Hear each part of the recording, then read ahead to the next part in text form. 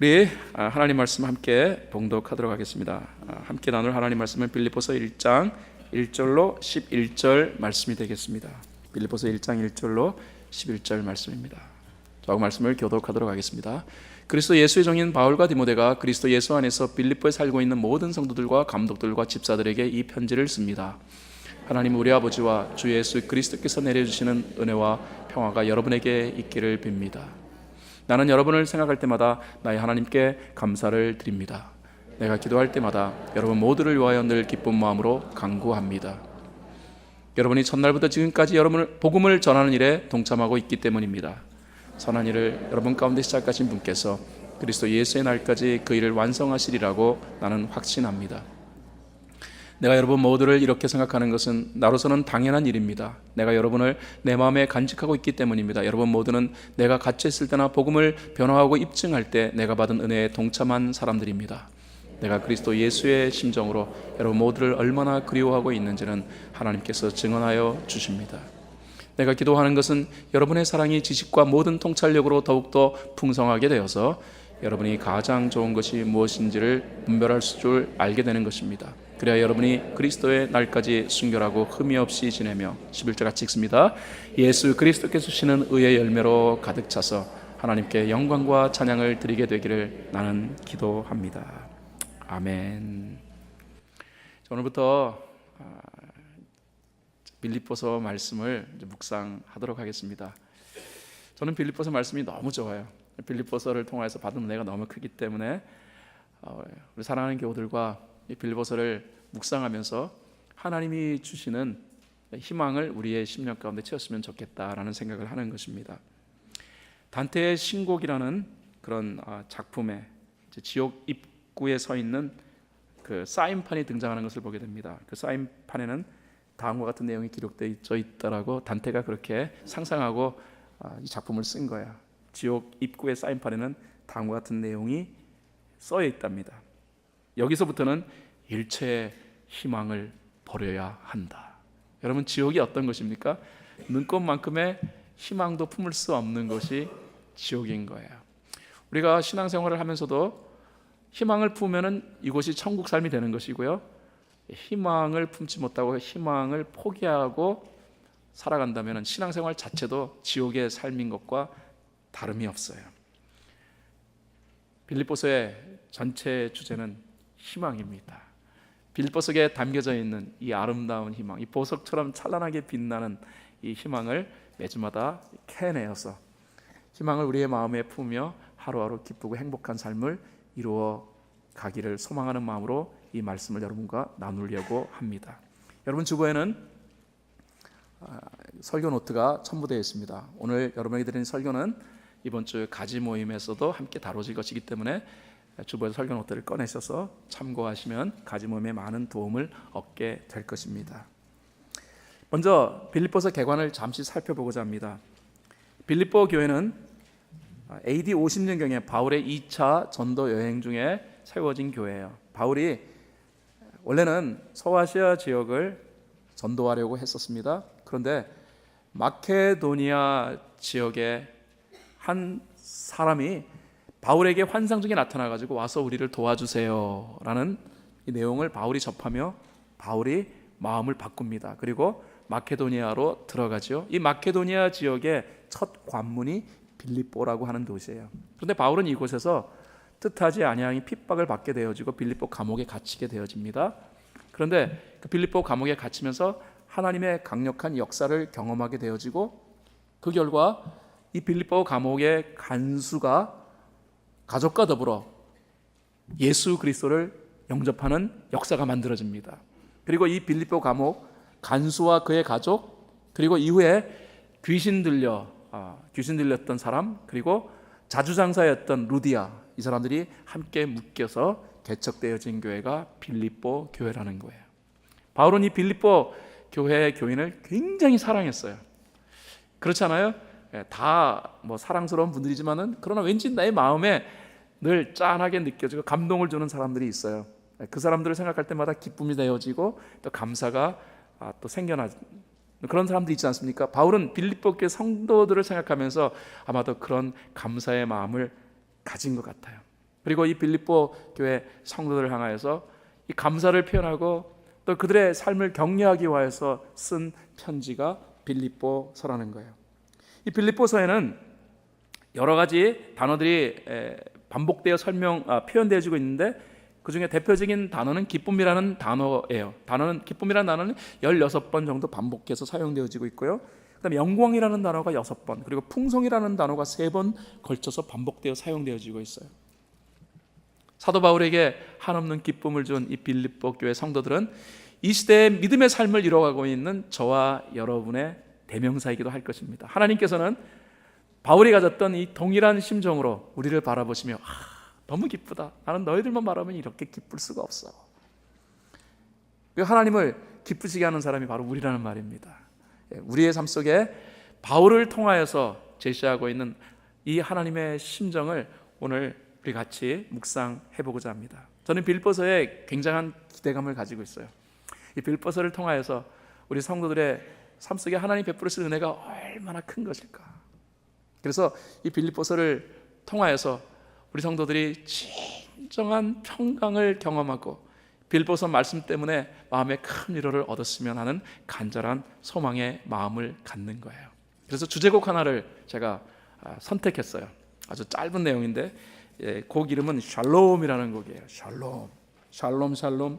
주님의 은혜 일평생 살 동안 그대와 함께하기를. 우리 모두에게 이 샬롬의 은혜가 넘쳐나기를 소망하면서 한번 여러분과 함께 이제 이 빌립보서를 묵상하는 동안에 계속 불러볼 노래인데 같이 여러분과 이 노래를 좀 불러보고 싶어요. 찬양팀 괜찮으면 앞으로 좀 나와주시고요. 찬양팀 앞으로 나와주시고, 우리 성가대한테 제가 부탁을 드렸어요. 성가대한테 찬양을 부탁드렸는데 성가대가 한 2번 반복해서 찬송하고 우리 다 같이 한번 이 축복의 노래를 같이 불러보도록 하겠습니다.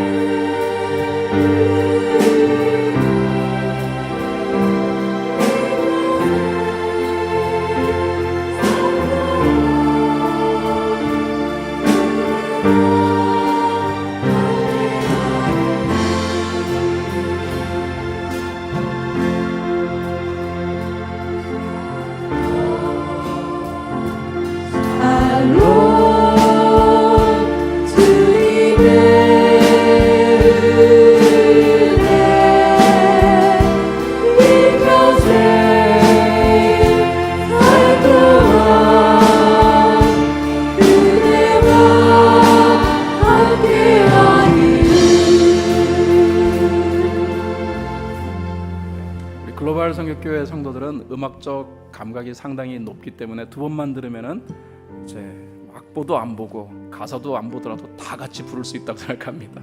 가사가 좋죠? 우리 같이 한번 불러볼까요? 손을 한번 이렇게 드시고, 그리고 우리 온 성도들을 함께 축복하는 마음으로 함께 불러보도록 하겠습니다. 샬롬 샬롬 샬롬 샬롬 주님의 은혜 일평생 살 동안 그대와 함께하길. 이거는 그냥 부르면 안 되고요.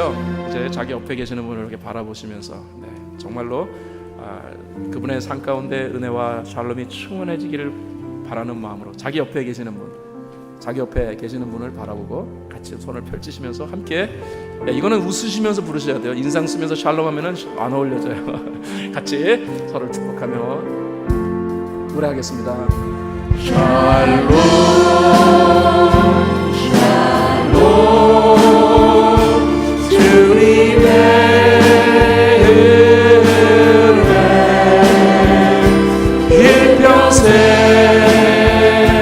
살 동안 그대와 함께하. 한 번 더 샬롬 샬롬 샬롬 주님의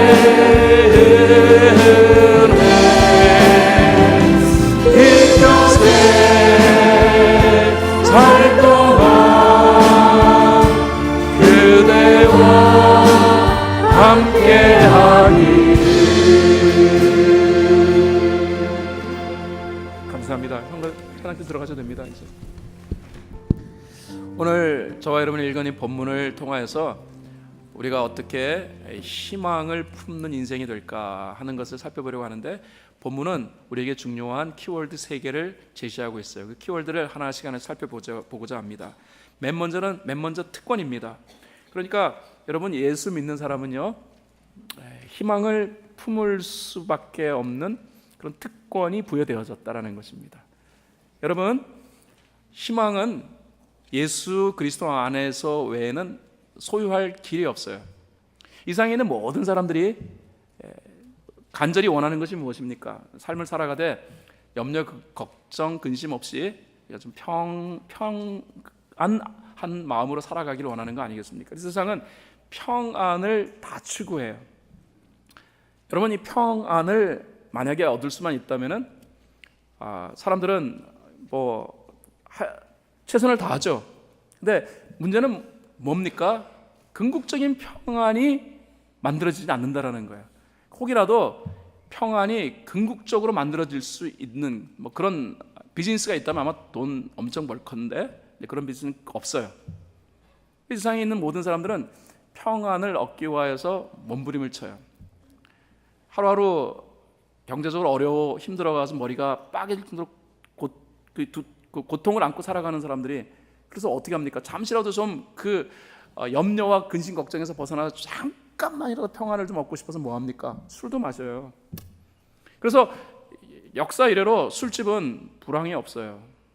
네, 오히려 불경기가 찾아오고 불황이 생겨지면 술집은 잘 돼요. 사람들이 막 골치가 아프니까, 머리가 빠개지니까 잠시라도 술을 마시고 취해가지고서 그 염려와 근심 걱정에서 좀 벗어나고 싶어서. 이런 사람들의 평안을 추구하는 심리를 이용해서 비즈니스들이 있잖아요. 제약회사들이 잘 되는 이유 중에 하나도 이것 때문에 막 골치 아파가지고 힘들어하는 사람에게 좀 골치도 안 아프게 만들어줄 이런 신경 안정제라든가 이런 것들 팔잖아요. 그래서 타일레논이라든가 아스피린이라든가 에드빌이라든가 이런 약들이 판매되어지는데, 이 약들의 판매액이 어마어마하다 하더라고요. 조금이라도 좀 머리가 우리 골치 아프면 골치 아파 그냥 그래서 타일레논 한 2알 입에다 털어 집어넣고 한 잔 푹 자자. 잠시 그 염려에서 잠시 벗어날 수 있지는 모르지만은, 그러나 다시 우리가 눈을 떴을 때는 또 엄습하는 이 두려움 속에서 우리들이 힘들어하지 않습니까? 골치가 아프다고 막 소주잔 막 기울이면서 마셔대고, 그래서 잠시 그 염려에서 좀 벗어난 듯하지만은, 그러나 술 마시는 분들이 다 이구동성으로 얘기하는 게, 그러나 술 취한 거 깨어나면은 그 다음에는 엄습하는 이 허무함 때문에 괴로워한다라고 얘기하잖아요. 결국 이 세상에서 사람들은 평안을 추구하지만은, 그러나 궁극적 평안을 얻을 수 있는 길이 없다라는 것입니다. 그런데 성경에서는 이 평안에 관하여서 많은 부분 할애되어져 가지고 설명되어지고 있는데, 특별히 사도 바울의 서신서 가운데서 이 평안에 대한 내용들을 상당히 많이 언급하고 있다는 것에 우리가 주목해 봐야 해요. 우리가 읽은 본문에도 사도 바울은 빌립보 교회 교인들을 향하여서 인간이 그토록 추구하고 있는 이 평안을 지금 기원하고 있는 것을 보게 됩니다. 2절 말씀에 바울은 빌립보 교인들을 향하여 다음과 같은 기원을 지금 하고 있죠. 하나님 우리 아버지와 주 예수 그리스도께서 내려주시는 은혜와 평화가 여러분에게 있기를 빕니다. 여기서 평화, 개정개혁에서는 평강이라고 되어 있고요, 원어적인 내용을 설명하자면 평안이라고도 얘기할 수 있고요. 평안, 평강, 평화 다 같은 내용이에요. 빌립보 교회 교인들에게, 만만치 않은 삶을 살아가고 있는 빌립보 교인들에게 바울은 평안을 기원하고 있어요. 여러분, 오늘 교회 나오신 여러분들도 아마도 평안을 좀 얻고 싶어서 나오신 분들 계실 것입니다. 세상의 모든 종교 사람들이 추구하는 것은 평안이에요. 그런데 오늘 사도 바울은 평안을 얘기하면서 그 앞에 은혜라는 또 다른 단어 하나를 사용하고 있다는 거예요. 왜 평안을 얘기하고 은혜를 얘기할까? 평안과 그리고 은혜는 동전의 양면과도 같은 거예요.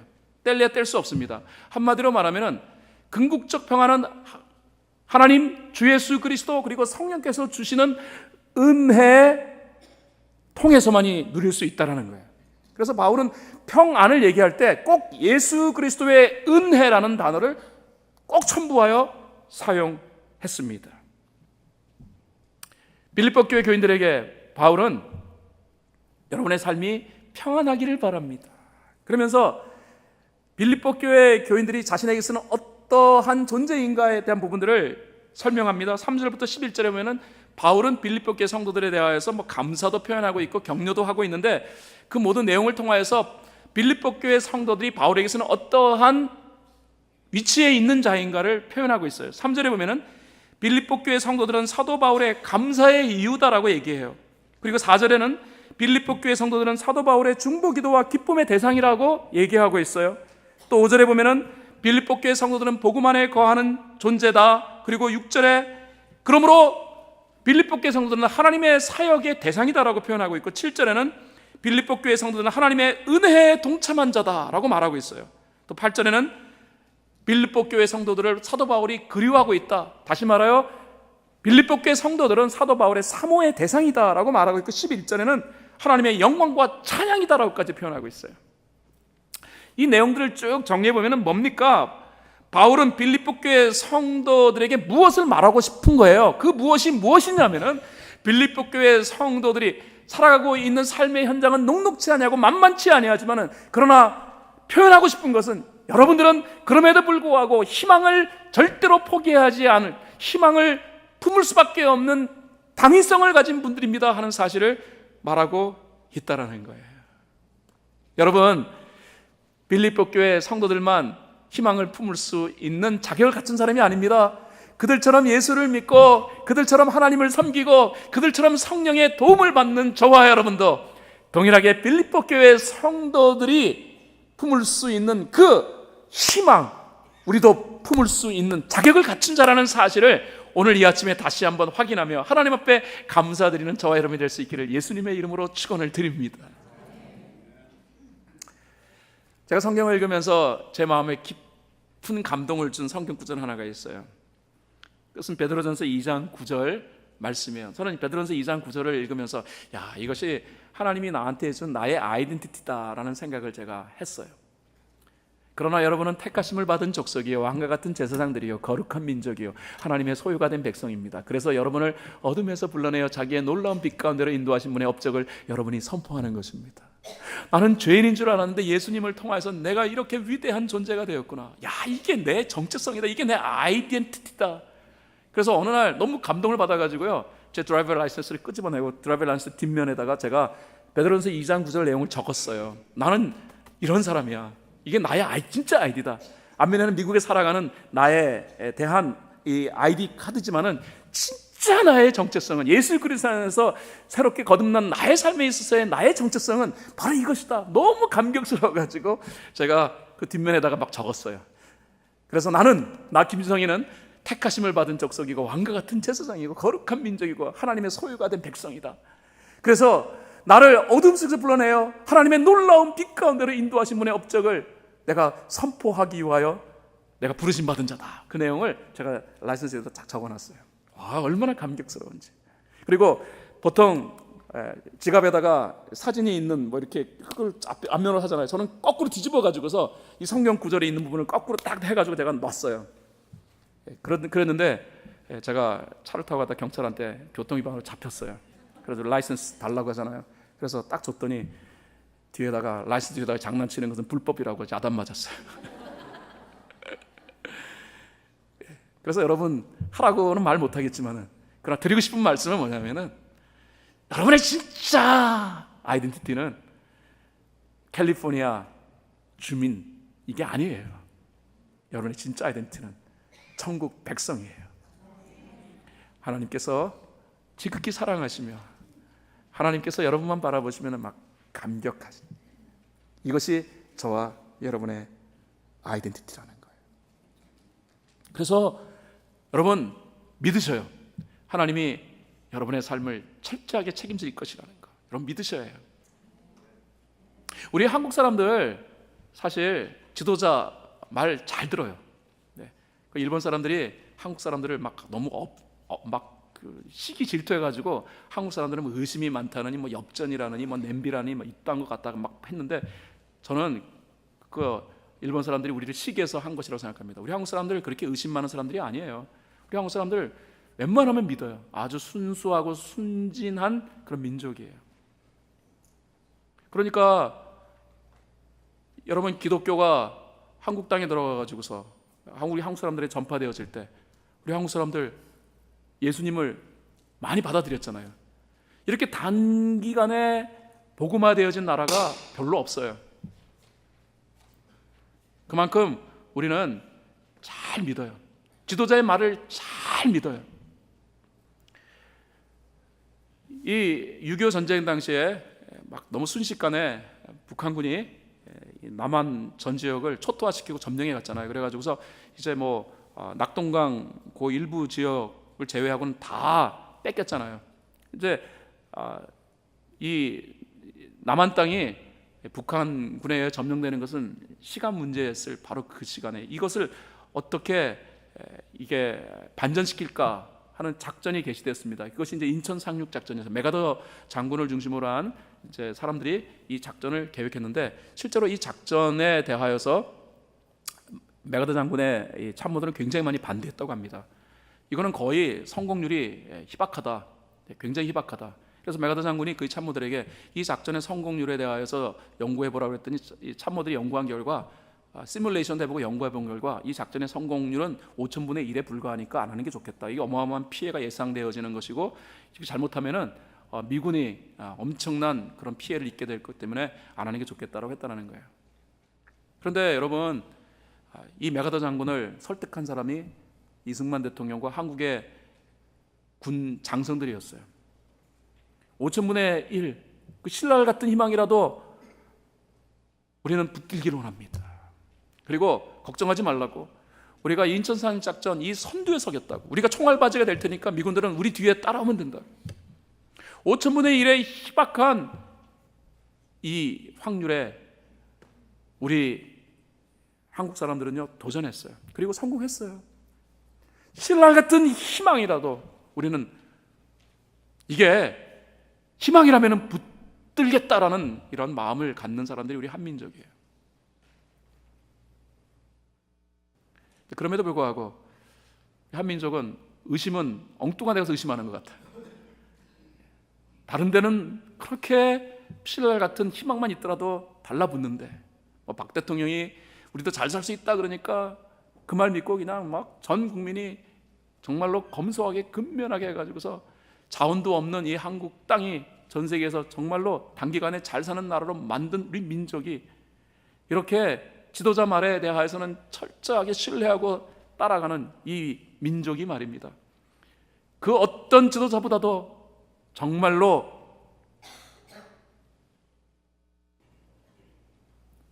분명하시고 자애로우시고 성실하시고 확실하신 하나님의 말씀 앞에서는 왠지 의심의 눈초리를 많이 보이고 있는 것을 저는 안타깝게 생각해요. 사랑하는 여러분, 성경이 우리에게 희망을 제시하면 그것은 현실화됩니다. 성경이 제시되어지고 있는 이 희망은 누구로부터 온 것입니까? 그렇습니다, 하나님으로부터 온 거예요. 우리 하나님에 대한 믿음을 가졌으면 좋겠습니다. 하나님을 신뢰하고 우리 삶 속에 제시하고 있는 이 하나님의 마음과 하나님의 뜻을 기쁘게 수용하며 절망하지 아니하고 감사하며 이 하나님이 우리의 삶 가운데 세워놓으신 희망이 현실화되는 그날까지 묵묵하게 믿음의 삶을 이루어가는 저와 여러분이 되었으면 좋겠습니다. 그럼 오늘 본문 말씀을 통하여서 우리가 꼭 붙들어야 할 중요한 키워드의 첫 번째 키워드는 특권입니다. 희망은 예수 믿는 자의 특권이다. 희망을 가질 수 있는 사람을 꼽으라면 그리스도인이 유일하다. 저 여러분, 희망을 우리의 특권으로 삼으며 절대로 포기하지 아니하고 희망을 붙들고 살아가는 우리가 되기를 소망합니다. 두 번째 키워드는 바로 선택입니다. 바울은 빌립보 성도들에게 간절한 기원을 하면서 그 다음에 자신이 기도하고 있는 내용을 밝히고 있습니다. 그것이 9절과 10절에 있는 내용이에요. 사도 바울은 빌립보 교회 성도를 위하여 기도하고 있다라고 얘기해요. 저는 이 9절 10절 말씀을 읽으면서 사도 바울의 마음이 내 마음이구나. 저도 여러분을 위하여 많이 기도해요. 근데 바울이 어떤 기도를 했냐면 이렇게 기도했다라는 거예요. 내가 기도하는 것은 여러분의 사랑이 지식과 모든 통찰력으로 더욱더 풍성하게 되어서 여러분이 가장 좋은 것이 무엇인가를 분별할 줄 알게 되는 것입니다. 바울은 빌립보 교인들에게 기도하는데 좋은 것을 분별할 줄 알았으면 좋겠다라는 기도를 하고 있는 거예요. 여기서 분별이라는 단어가 사용되어지고 있는데 이 분별이라는 단어는 선택이라는 단어로도 대치되어질 수 있는 단어예요. 여러분, 예수 믿는 자 삶 가운데 하나님이 희망을 제시하셨고 그리고 그 희망은 우리의 삶 가운데 현실화되어질 수 있는데 그런데 희망을 분명히 마음에 품었음에도 불구하고 삶이 희망화되지 아니하는 분들 이상하다라고 생각 많이 하시죠? 이유는 간단해요. 희망은 하나님이 우리에게 허락되어 주시는 특권인데 우리의 삶은 우리가 품은 희망만큼 정말로 현실화되어지는 그런 삶을 이뤄갈 수 있는 것인데 그럼에도 불구하고 우리들이 잘 못하고 있다는 게 있습니다. 그게 뭐냐면은 선택이에요. 희망을 위한 것을 선택할 줄 알아야 되는데 희망을 위한 것을 선택할 줄 모르기 때문에 희망이 가시화되지 아니고 현실화되지 아니한다는 거예요. 건강하고 그 다음에 또 장수하신 분들이 이구동성으로 하는 말이 뭐냐면은 뭐 건강하고 장수하기 위해서는 운동도 열심히 해야 되고 그 다음에 또 생각도 건전하게 해야 되고 막 여러 가지 있는데 그분들이 얘기하고 있는 가장 중요한 핵심적 내용은 뭐냐면은 먹는 것 잘 먹어야 된다는 거예요. 다시 말해서 건강한 거 먹어야 된다는 거예요. 정말입니다. 여러분 건강한 거 드셔요. 아무리 운동하고 나 건강하게 살아야지 하고 매일 운동하고 열심히 하는데 그런데 그 다음에 술 마시고 담배 피면은 운동하고 했던 거 모든 거 다 말짱 도루묵이에요. 그러니까 정말로 건강에 좋은 것 드셔야 해요. 벌 중에서 크고 그 다음에 번식력이 강한 벌을 여왕벌이라고 하잖아요. 저는 이 여왕벌이 태어나면서부터 여왕벌로 태어난 줄 알았어요. 근데 그게 아니더만요. 이 벌의 유충 시절에 이 벌들한테 그냥 꿀 먹인 벌은 그냥 일벌이 되는 거예요. 그냥 일하는 평범한 벌이 되는 거예요. 그런데 그 벌 유충에게 로얄 젤리라고 하는 특별한 음식을 먹인 그 유충은요 나중에 여왕벌이 되는 거예요. 그러니까 여왕벌과 일벌의 차이는 태어나면서부터 그렇게 태어난 것이 아니고 무엇을 먹느냐에 따라 결정된다는 것입니다. 하나님의 사람이 위대한 인생이 될 수밖에 없는 것은 먹는 게 다르기 때문에 그래요. 우리가 선택해야 되는 것이 다르기 때문에 그렇습니다. 우리가 선택해야 될 것이 무엇인가 하는 부분을 우리가 잘 이해해야 됩니다. 사도 바울은 이 빌립보 교회 성도들에게 여러분들은 정말로 희망이 있는 그런 분들입니다. 하나님이 여러분을 얼마나 사랑하시는지, 여러분은 나의 기쁨의 대상이며 여러분은 나의 기도의 대상입니다. 여러분 힘내십시오 라고 표현하면서 여러분들이 선택해야 될 것이 무엇인가를 내가 말씀드리길 원합니다 하는 내용을 지금 바울이 얘기하고 있는 거예요. 바울은 무엇을 얘기합니까? 바울은 정말로 좋은 것을 선택하라. 사랑하는 여러분, 우리의 일상의 삶은 크고 작은 선택을 해야 되는 순간으로 가득 차 있어요. 운전을 해야 될 때도 어느 길로 갈 것인가, 그 다음에 또 매일 새끼 음식을 먹으면서 뭐 어떤 음식을 먹어야 될 것인가, 뭐 한식 먹냐 중국식 먹냐 햄버거 먹냐 우리가 고민하잖아요. 물건을 살 때도 어떤 브랜드의 물건을 사야 될 것인가 이러잖아요. 대화를 나눌 때도 여러 가지 단어 가운데서 내가 어떤 단어를 사용해야 될 것인가. 오늘 제가 설교를 하고 있는데 제가 사용해야 할 단어가 어떤 것인지 저는 그 단어 선택하는 것만 해서도 하루 종일 고민해요. 내가 어떤 단어를 선택해야 되는 것인가. 결혼을 위해서 배우자도 우리가 선택해야 되는데 어떤 사람과 결혼해야 될 것인가. 거주해야 할 지역과 그리고 거주해야 할 주택도 우리가 선택해야 돼요. 인생은 끊임없는 지속되는 크고 작은 선택의 기로라고 해도 과언이 아닐 것입니다. 바로 이 선택 앞에서 사도 바울이 빌립보 교인들에게 얘기한 것은 정말로 좋은 것을 선택할 수 있는 인사이트가 있는 사람이 되기를 바랍니다라는 기도를 해왔다는 거예요. 저도 동일한 기도를 여러분을 위하여 해요. 제가 여러분을 위하여 기도하는 것 가운데서 주님, 글로벌 성교교회 성도들만큼은 항상 좋은 것을 선택하는 사람들이 되게 하옵소서. 눈앞에 뭐 좋은 게 있다고 해서 덥석덥석 붙드는 자들이 아니라 기도하고 선택할 수 있는 분별력이 있는 성도들이 되게 하옵소서.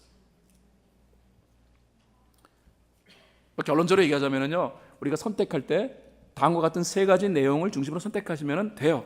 예수 믿는 사람은 첫 번째로 신앙적 선택하셔야 되는 걸 아시죠? 여러 가지 내용이 있지만 분명한 것은 신앙적 선택을 하시면 되는 것이고, 두 번째는 나의 유익만을 위한 선택이 아니라 남을 이롭게 하는 선택을 하셔야 된다는 거예요. 예수 믿는 자는요, 남을 이롭게 하기 위한 존재로 부르심받은 거예요. 우리는 서바이벌 하기 위한 존재가 아니라, 세상의 사람들은 서바이벌 하기 위하여서 생존하기 위하여 그러므로 남과 경쟁하고 살아가는데, 우리는 경쟁하지 않아도 됩니다. 우리의 경쟁의 대상은 없어요. 우리는 남을 유익하기 위하여, 나눠주기 위하여 이 땅에 태어난 사람들입니다. 그러므로 우리는 서바이벌하게 존재하는 인생이 아니라 리바이벌 시키기 위해 존재하는 인생, 남을 유익하게 하는 일을 선택하시면 하나님은 그것을 기쁘게 여기십니다. 동시에 우리는 공동체 유익을 선택할 수 있어야 돼요. 할 수 있다면 공동체 유익. 우리가 신앙을 선택하고 난 다음에 신앙 혼자서 하라고 하나님이 그렇게 방치하지 않습니다. 신앙생활을 선택한 사람은 반드시 교회 안에 배치해 주시고, 교회 생활과 더불어 믿음의 삶을 이루어가도록 하나님이 이끌어 주시는 거예요. 그러므로 공동체를 유익하게 하려는 마음을 가지고 신앙의 삶을 이루어가는 자에게 하나님께서는 희망을 가시화시키는 역사를 만들어 주시는 거예요. 세 가지 제가 선택할 때는 이런 걸 선택하라고 제가 말씀을 드렸습니다. 여러분, 좋은 거 선택하셔야 해요. 예수 믿는 자의 삶 가운데 사탄은 자꾸 우리의 눈을 막아가지고 그냥 덥석덥석 이거 좋은 거야 하고 우리한테 속삭여가지고 막 선택하게 하는데, 여러분, 선택에 앞서가지고 늘 예수 그리스도를 묵상하고 그 다음에 하나님의 말씀을 펼치시고 기도를 한번 해보시고 난 다음에 이것이 정말로 하나님이 원하시는 것인가를 물어보셔야 해요. 그런데 우리 성령께서는요, 우리 옆에서 함께 하시면서 우리가 물어볼 때 이 부분에 관하여 분명하게 답변해 주세요. 좋은 것 이거야? 이건 아니야. 권길중 박사라는 분이 계십니다. 이분은 젊어서 세계 100대 조형 건축가로 선정된 인물이에요. 근데 그가 이제 정말로 인생의 피크를 경험하고 있을 때 하루는 몸에 좀 이상이 찾아온 거예요. 음식을 이렇게 삼키려 하는데 음식물이 넘어가지 않아서 이상하다 그래가지고서 힘들어했어요. 그러다가 이게 아예 식사를 할 수가 없게 되어져가지고 병원에 가서 검진을 했더니 식도암이라는 그런 판정을 받았어요. 식도암 말기. 먹지를 못하니까 몸이 이제 막 야일대로 야위어 가는 거예요. 그래가지고 이제 음식물을 어떻게 섭취하냐면은 코에다가 호수 끼워가지고서 그래서 그 코로 음식물을 이제 섭취하는 거예요. 그러니까 뭐 더 이상 이제 이게 살아갈 수 없을 정도의 그런 상황에 이제 이게 도달하게 된 것이죠. 근데 그가 음식 못 먹으면서 괴로워하다가 어느 순간에 마음속에 막 정말로 슬픔의 마음이 생긴 거예요.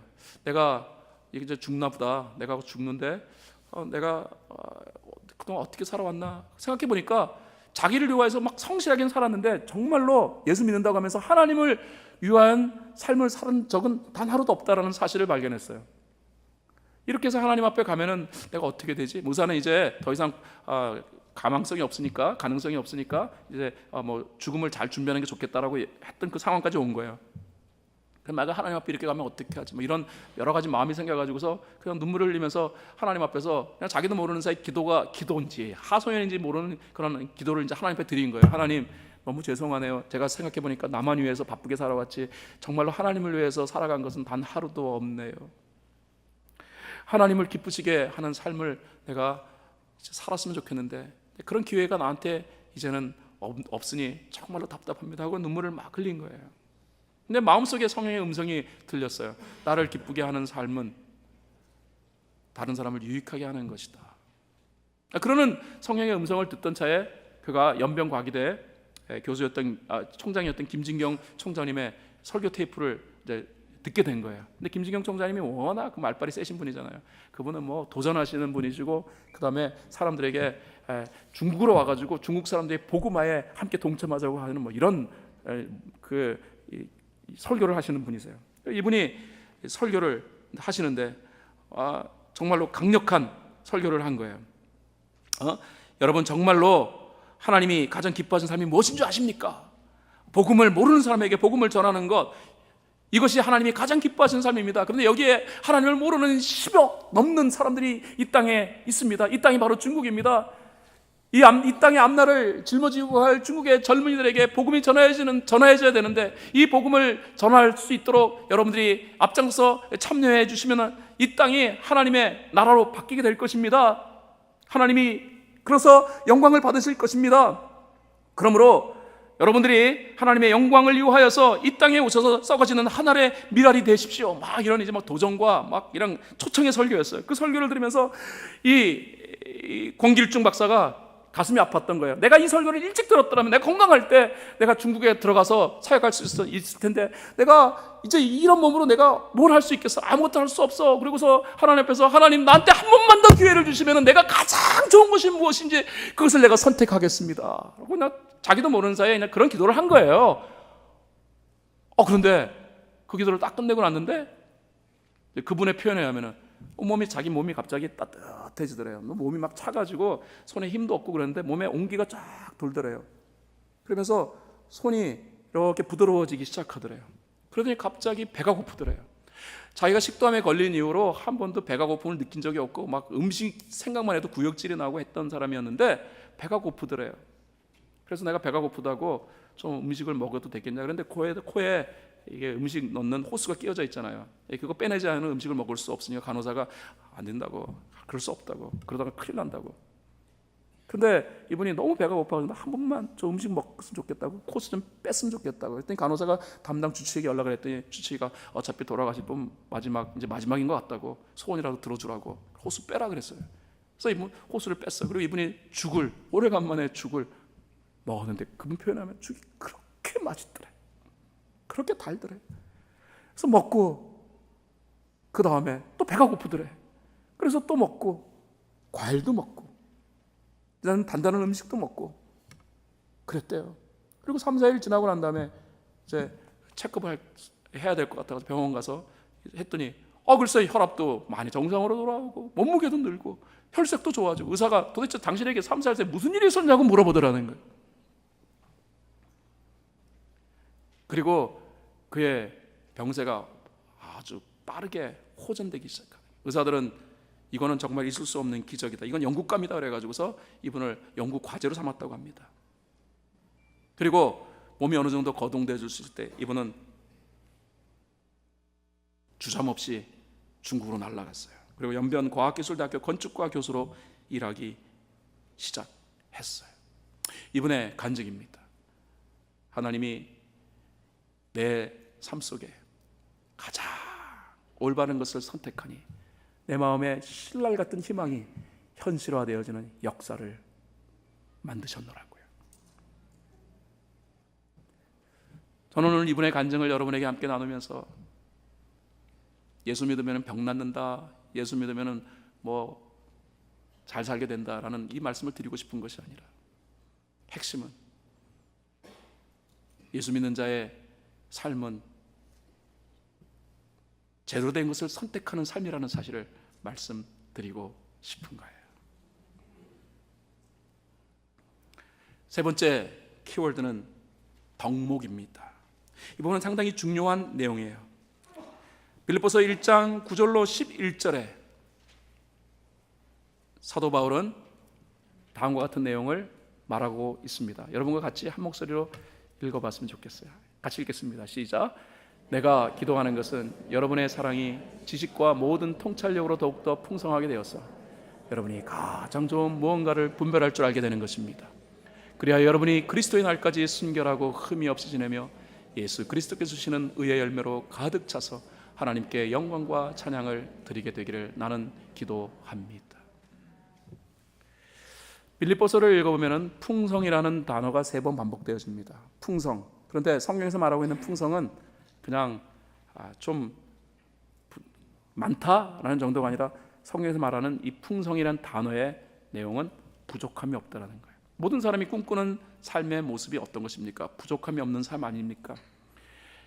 예수 믿는 자 안의 삶에는 부족함이 없는 삶을 하나님이 만드십니다. 그런데 우리는 이 풍성이 이루어지기 위해서는 그래, 풍성이 이루어지려면 일단 돈이 많아야 해. 그래서 돈이 나에게 많이 벌렸으면 좋겠어 라는 것을 기대합니다. 풍성하게 되어지기 위해서는 내가 열심히 일해야 되는데 건강이 있어야지만이 내가 일할 수 있으니까 건강. 아니면은 뭐 학벌, 아니면은 좋은 배경, 뭐 이런 것들이 만들어지기를 우리가 기대하는 거예요. 이런 것이 만들어지면 그다음 풍성이 되어진다라고 우리가 생각하는 거예요. 그래서 성경은 그 일반적으로 생각하고 있는 이 풍성의 과정을 그렇게 표현하지 않고 있다는 것입니다. 사도 바울은 빌립보교 성도를 굉장히 좋아했어요. 아주 좋아했어요. 그래서 그들이 풍성해지기를 간절히 소망한다고 하면서 그들의 삶 가운데 임하기를 원하는 것이 무엇인가 하나님 앞에 기도했다는데, 그럼 이런 기도를 했어야지 정상 아니겠습니까? 하나님이시여, 빌립보 교회 성도들이 나는 풍성해지기를 원합니다. 그러므로 그들에게 하나님께서 재정적인 어려움이 없도록 돈을 허락하여 주시옵시고, 하나님이여 그들에게 하나님께서 건강도 허락하여 주시고 그들의 자녀가 잘 되어 좋은 대학에 갈 수 있도록 하나님 만들어 주십시오.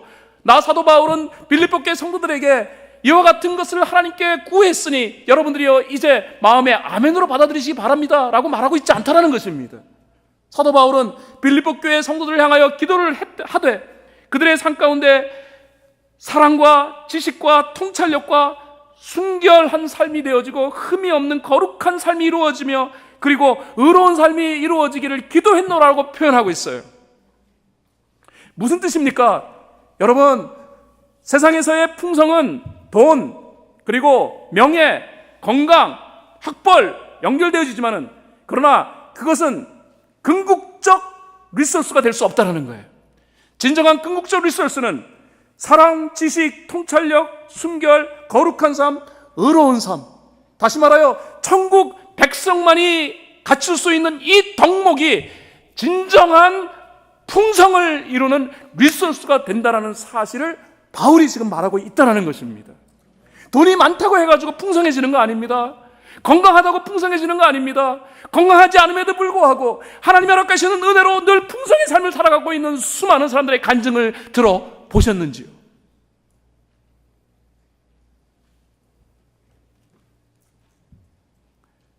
제가 인터넷에서 어떤 분의 간증을 들었는데, 저는요 환경미화원이에요. 환경미화원 아시죠? 말이 환경미화원이지 한마디로 하면 청소부입니다. 구청에 소속되어 가지고서 청소하는, 거리 쓰는 청소하는 사람이라고. 이 사람이 돈을 받으면 얼마나 받겠어요? 뭐 돈하고 관계가 없는 사람이죠. 그런데 이분의 간증이 뭐라고 했냐면, 나는 이 세상에서 제일 부자라고요. 하나님께서 내 삶을 얼마나 풍성하게 하셨는지, 나의 도움을 받는 사람이 몇 명 줄 아십니까? 그러더라고요. 그래서 제가 이런저런 모습으로 재정적인 지원을 하고 있는 사람들이 1,700명입니다. 이게 처음에 1,700명이라고 그래가지고 이 사람이 한국에 무슨 재벌 기업에 있는 크리스찬인가 보다 생각했더니 아니에요. 환경미화원이라 1,700명을 자기가 재정 지원하고 있대요. 희한하게 하나님께서 채우시고 공급하시는데, 사람들이 자기한테 재정 지원을 받으면서 아이고 이렇게 환경미화원한테 돈 받는 것이 막 너무 오히려 미안하잖아요. 그런데 그분들이 그분한테 도움을 받으면서 그러면서 하나님을 느낀다라는 거예요. 당신의 삶 속에 이렇게 풍성을 채워주시는 분이 하나님 분명한 것 같다고. 그럼 왜 자신의 삶에 하나님 풍성을 채워주실까? 이분은 한마디로 간증합니다. 내가 하나님을 사랑했더니 하나님께서 채우시더라. 사랑하는 여러분, 부탁드립니다. 여러분 역사를 뒤집어 보시고 책을 뒤집어 보십시오. 풍성이 진짜 돈으로 이루어졌는지. 이번에 애틀란타 갔더니요, 애틀란타에 사시는 분들이 그러시더라고요. 애틀란타는요 캘리포니아에서보다도 훨씬 더 편안하게 살 수 있다고 얘기하시더라고요. 캘리포니아 요즘 막 물가가 너무 비싸잖아요, 막 얘기하더라고요. 맞아요. 제가 캘리포니아에서 제가 떠날 때 원갤런당 가스비가 4불 29전인가 내가 보고 갔었어요. 그런데 애틀란타 갔더니 여러분 놀라지 마세요. 2불 49전이에요 갤런당. 근데 그거 비싸다고, 요즘 가스값이 올랐다고 막 그러시더라고요. 아니 2불 49전 가지고서 올랐다고 막 난리예요 거기는. 근데 우리는 막 4불 29전. 그래서 제가 물어봤어요. 여기 물가가 어떻게? 목사님 캘리포니아에서 물가 비교가 안 된다고. 야, 캘리포니아에서 정말로 집 가지고 계신 분은 집 팔아 가지고서 여기 오시면은 집 하나 더 좋은 거 사시고 그다음에 좋은 비즈니스 하신다고. 그러니까 목사님 가시면은 캘리포니아에 있는 교인들 아틀란타로 많이 보내달라고. 거기서 어떻게 살아요 목사님? 그러더라고요. 자기도 뭐 뉴욕에 살았는데 뉴욕에서 막 그냥 정말로 그냥 허리가 확 휘어지면서 살았는데 이 아틀란타 와서 사니까 그냥 아주 막 여유가 있어 산다 그러면서 막 그러더라고요. 그러면서 막 아틀란타 너무 좋다라는 거예요.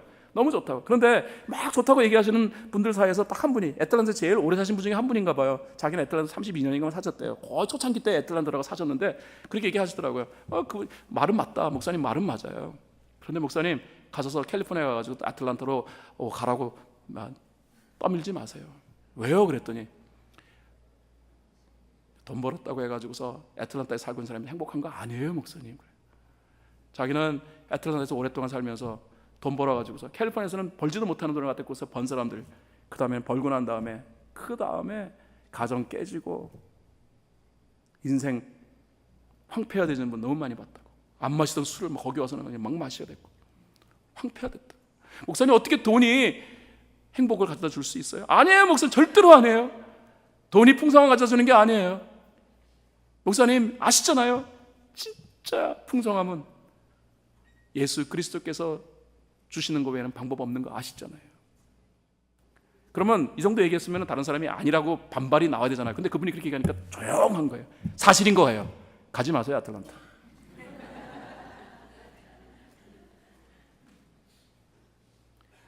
여러분, 만약에요 우리의 풍성을 만드는 것이 세상 사람들이 말하고 있는 돈이요, 건강이요, 그 다음에 뭐 학식이요, 학벌이요, 배경이라면 성경은 그거 우리에게 약속했을 거예요. 그게 궁극적 리소스가 아니기 때문에 성경은 한 번도 그런 말 한 적이 없어요. 너희는 먼저 그의 나라와 그의 의를 구하라. 하나님 나라는 하나님의 의에 달려있는, 의로운 삶, 거룩한 삶, 어찌하면 내가 하나님 앞에 순결하고 거룩한 삶을 살아갈까를 가지고서 우리들이 고민하고 그 삶을 추구할 때, 그리하면 이 모든 것을 나에게 더하시라고. 세상 사람이 말하고 있는 이런 풍성이 우리의 궁극적 소유가 될 것이라는 사실을 말하고 있다는 거예요. 말씀을 결론 지으려 합니다. 여러분, 예수 믿는 자만이 희망을 소유할 수 있어요. 세상에 있는 사람들이 희망 얘기하지만은 그들이 추구하는 희망은 그냥 바람뿐입니다. 이루어지지 아니하는 것은 바람이에요. 바람으로 끝나는 거예요. 그러나 예수 믿는 자의 삶의 희망은 바람에서 끝나는 것이 아니고 삶 가운데 명확하게 이루어지는 것이기에, 그러므로 오로지 예수 믿는 자만이 희망을 소유할 수 있는 유일한 존재임을 믿으시기 바랍니다. 그리스도인의 삶에서 희망을 제거하면 남는 게 아무것도 없어요. 그리스도인에게 희망은 뜬구름과 같은 막연한 바람이 아니에요. 그리스도인이 품은 희망은 현실화되어지는 줄 믿습니다. 반드시 이루어지는 줄 믿습니다. 그러므로 그리스도인이 희망을 품는 순간 기적은 시작되는 것입니다. 그리스도인의 품는 그 희망의 근거가 바로 하나님의 은혜이기 때문에 이 세상의 것으로는 그 희망이 현실화될 수 없어요. 오로지 하나님이 주시는 은혜만이 가능하다는 것입니다. 우리는 이 은혜의 자리에 나와 있습니다. 이 예배는 하나님의 은혜가 임하는 자리입니다. 우리가 이 은혜의 자리에서 하나님의 은혜를 받아들임으로 말미암아 우리가 품은 이 희망이 풍성으로 이어지는 결실을 맛보는 삶이 될 수 있기를 간절한 마음으로 격려드리고 축원드립니다. 그러므로 하나님의 나라를 위하여 희망을 품으십시오. 희망을 근거로 하여 당당하며 신나게 살아가는 저와 여러분이 될 수 있기를 바랍니다. 마지막입니다. 적용하겠습니다. 옆에 계시는 분에게 신나고 당당하게 살아가세요 하고 한번 격려하세요. 옆에 계시는 분에게.